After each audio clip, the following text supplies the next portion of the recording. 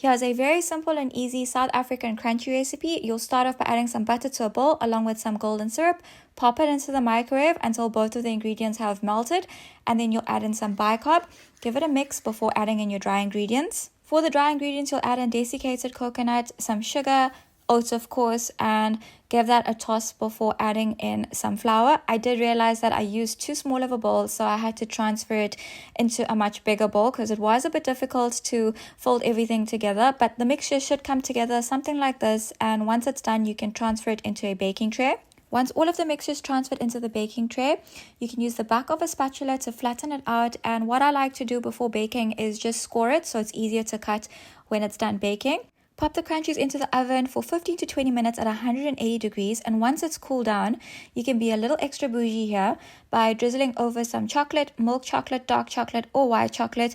And I like to add some toppings, so I add some flaked almonds that have been toasted, and I also add a seed mix, which you can purchase from any supermarket.